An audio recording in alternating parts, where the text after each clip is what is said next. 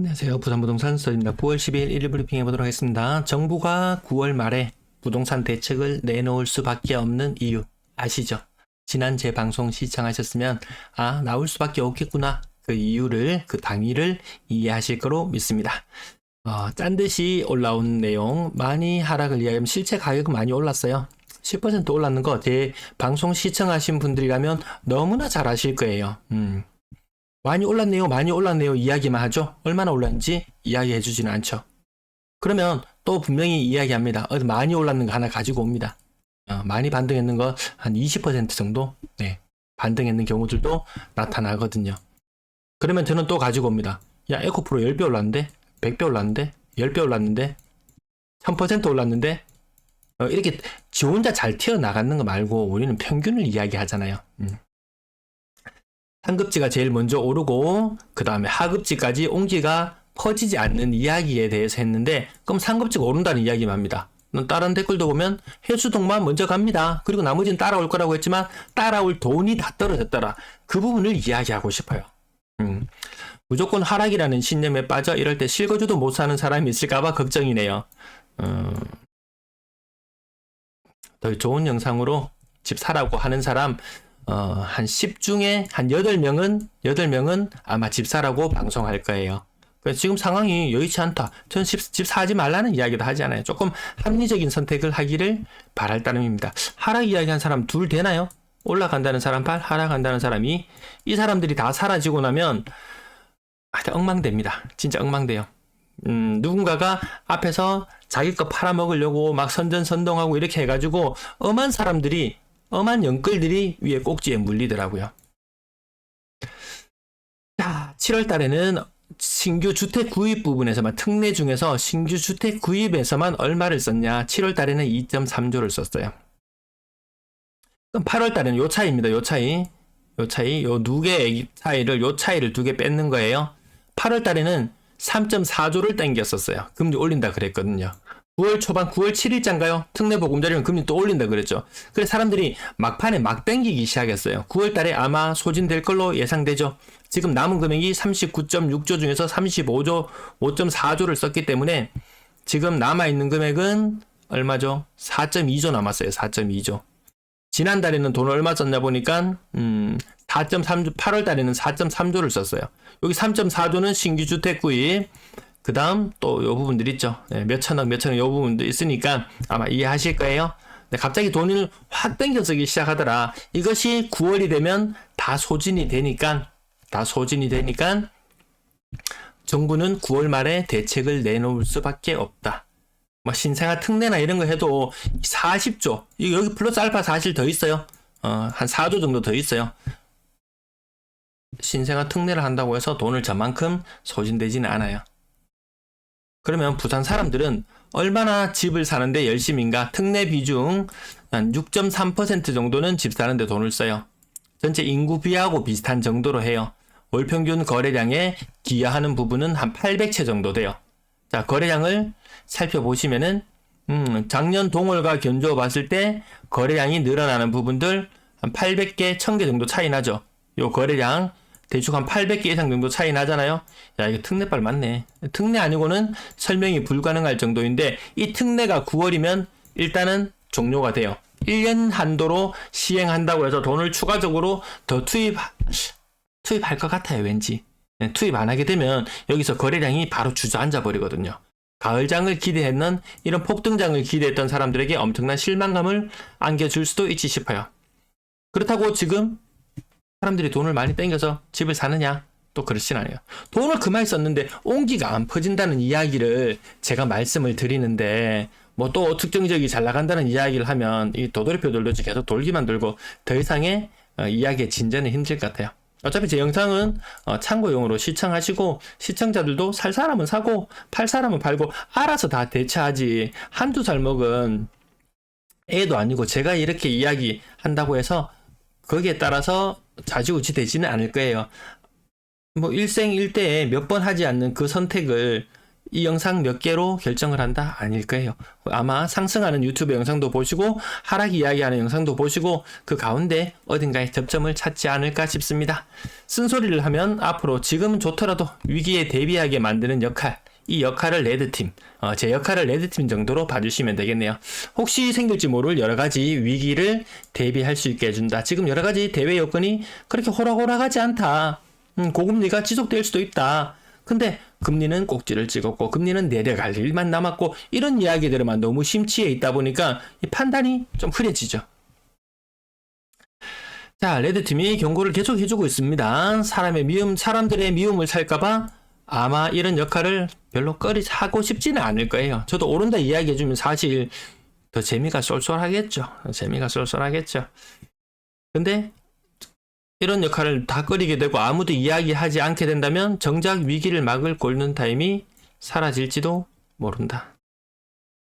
자, 부동산 시장 한 10% 정도 반등했다고 했습니다. 자, 나스닥은 지난 12월 1월 저점 기준으로 봤을 때 한 30% 정도 올랐네요.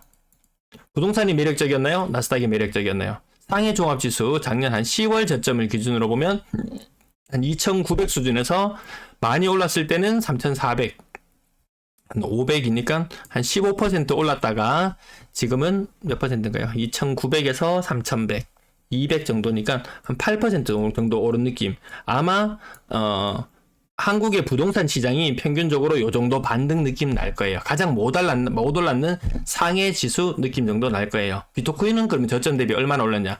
많이 올랐을 때는 2배 올랐어요. 100% 올랐다가 지금 상승폭을 반납했습니다. 반납하고 그래도 9,000포인트니까 한 50% 이상 올랐습니다. 저점 대비로 50%. 부동산 10% 올랐어요. 비트코인 50% 올랐어요. 자, 코스피 지수 기준으로 한번 보겠습니다. 12월 혹은 더 많이 떨어졌던 2200에서 2500까지 300포인트 15% 정도 올랐네요.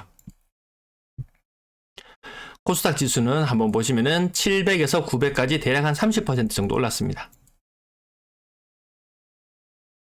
니케이 지수 일본 많이 오른다고 계속 이야기 나왔죠. 26,000에서 32,000, 32,000이라고 잡아볼게요. 6,000포인트 정도니까 아니다. 4,600이니까 한 25% 정도 올랐다고 이렇게 볼게요. 코스닥이 겁나 많이 올랐죠. 예. 그러니까 뭐 그러면 아무튼 한국 부동산 시장의 수익률이 그렇게 높지는 않았다. 오늘자 뉴스, 오늘 아침에 제가 출근하기 전에 뉴스를 확인하다 보니까 매도문이 별로 없다. 헐값에 던지지는 않겠다. 눈높이 차이가 굉장히 많이 난다. 이런 이야기도 있습니다. 매매값은 움직임은 숨고르기에 들어간 모양새다. 금매가 다 소진되었어요. 제가 뭐 어디 떨어졌네요, 어디 반등했네요 이런 이야기하면 댓글에 항상 금매 다 소진됐어요 뭐 이런 이야기를 하고, 그러니까 비싸게 사라는 이야기겠죠. 더 비싸게 사라는 이야기겠죠. 저는 싸게 사라 그러고 누구는 비싸게 사라 그러고 그 균형점을 잘 찾으시길 바랄게요. 집주인들은 호가를 올려버리고 매수자들은 별로 생각이 없어져 버리는 이런 상태. 관망세가 커지면 결국 시장은 안 좋은 분위기로 가더라. 정책을 바라고 지금 다 기도하고 기다리고 있는 것 같습니다. 에코프로의 차트를 보다가 보니까 야, 이거 부동산 시장의 모습이 아닌가. 아마 2018년 무렵에 아마 이렇게 살짝 수도권 기준으로, 서울 기준으로 살짝 꺾일 때가 있었어요. 금리를 올리면서 18년 19년 갈 때 그 무렵이었던 것 같아요. 끊임없이 올랐어요. 한 2014년부터 주야장천 오르기 시작했습니다. 2018년부터 더 급속하게 오를 때 그때의 거래량은 약간 조금 꼭지 찍을 때 약간 애매했죠. 150만원 했던 것이 지금 93만 8천원. 야, 긍정적인 사람 있잖아요. 배터리 아저씨. 긍정적인 사람 있잖아요. 배터리 아저씨. 150만원 할 그 무렵에도 방송에 나와서 사라 그랬어요. 금양의 주가가 20만원을 가던 그 무렵에도 사라 그랬어요. 어차피 장기로 보고 갈 거면 사라고 이야기했어요. 지금 금양의 주가가 한 12만원 정도 하나요? 12만원, 13만원 정도 하나요? 고점 대비 40% 떨어졌어요. 나는 장기로 갈 거니까 괜찮아. 그게 긍정적인 건가요? 아닌 것 같아요. 저는 그건 아닌 것 같아요. 일단 현실은 현실대로 똑바로 보고, 뭐 부정적인 것이건 그것이 부정적인 상황이건 긍정적인 상황이건 제대로 보고, 특례보금자리론 저렇게 소진되어 가는 과정들 계속 우리는 살펴볼 수 있잖아요.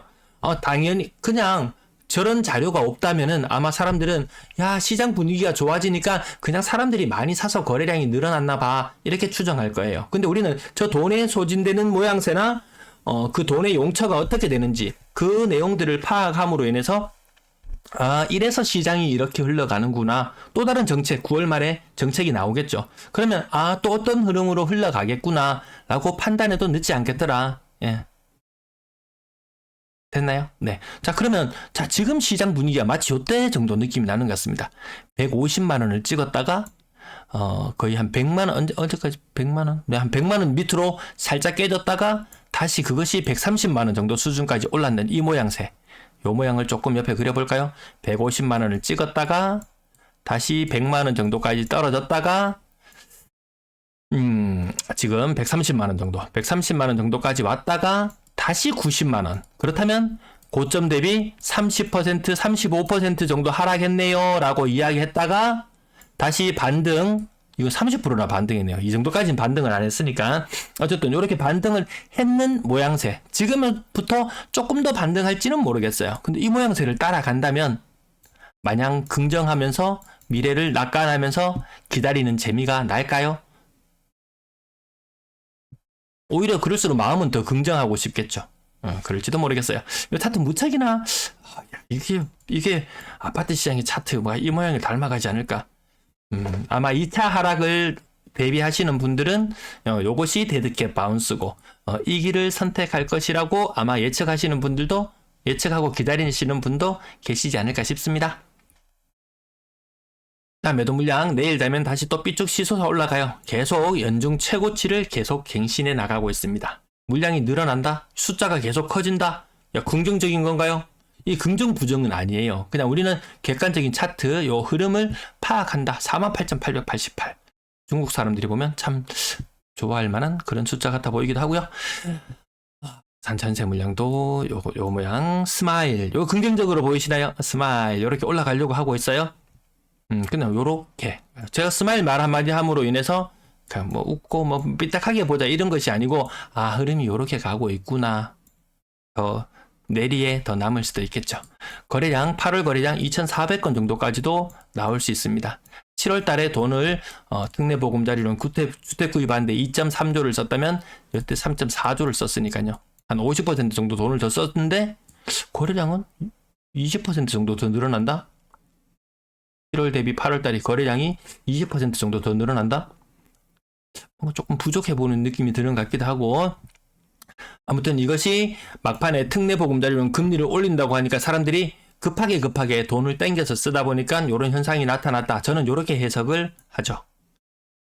긍정적인 분들은 아마 가을장을 앞두고 이제 폭등세를 연출하려나 보다 이렇게 얘기해요. 그러면 저는 또 찬물을 끼얹겠죠. 9월 말 되면 특례보금자리론 끝나? 그럼 또 긍정적이신 분들은 그러면 정부가 또 무슨 대책을 내놓을 거야. 자, 이제 이 대책이 자꾸 뭔가에 기대게 됩니다. 시장 분위기가 좋을 때는 그냥 좋아요. 지금은 자꾸 기대를 하고 있는데 얼마나 파격적인 대책이 나올지 그것이 나와주지 않는다면 쉽지는 않을 것이다. 32억, 28억, 27억 난리 났습니다. 8월 달에 거래, 고가 거래들 제법 많이 터져 나왔습니다. 요거 보고 신고가 대단해요. 이렇게 이야기합니까? 18억 5천에 샀던 45층을 27억 8천에 판다. 이거 보통 사람들이 보는 내용은 아니니까 건너뜁니다. 관심 있으신 분들은 고가 아파트 좀 달아주시고요. 부분 벌써 14분, 방송 벌써 14분이 지나갔습니다. 고점 대비 1, 2억 정도 빠지는 요 정도 모습 건너뛰고 조금 이것도 많이 빠진 것만 이야기하기도 그렇고 한 5억짜리 정도 가서 한번 이야기해 볼까요? 얘는 4억이 뭔데 4억이나 40%나 빠지지. 평균적으로 대충 한 26% 정도 빠졌구나. 고점 많이 빠졌을 때 35% 빠졌다가 9% 정도 올랐구나. 대단해요. 이야기할지도 모르겠지만 여기서 얼마 안 올라가면 모르겠어요. 네. 대략 25%, 30% 조금 더 빠지는 것도 보이기도 하고요. 자, 가격 부분은 요새 조금 덜 언급드립니다. 너무 거래량이 자꾸 늘어나 있어서 다 언급드릴 수도 없는 그런 지경으로 와버렸습니다. 네, 20이라는 숫자가 자주 보이기도 하고 조금 많이 빠진 것만 대충 살펴볼게요. 동네 효성 에린터 플레이스 30%. 요 가격 퍼센트 빠지는 거는 사이트 거기 가서 직접 보셔도 돼요. 아파트 투미, 아파트.미, 아파트.미, 아파트2.미, 돈보. 제 영상 하단 부분 설명 부분에 가시면 요 가격 부분들은 뭐 몇 퍼센트 하락했는지 고점 대비 그 부분들을 더 자세하게 보실 수 있으니까요. 아니는 떨어졌을 때는 가격 많이 이야기하더니만 오를 때는 많이 이야기 안 하네라고 그렇게 판단하지는 말아주시고요. 앞부분 제 이야기한다고 더 중요한 포인트들이 많이 있어서 그 부분을 이야기하다 보니까 방송 시간이 너무 길어져서 좀 줄이는 부분도 양해를 부탁드릴게요.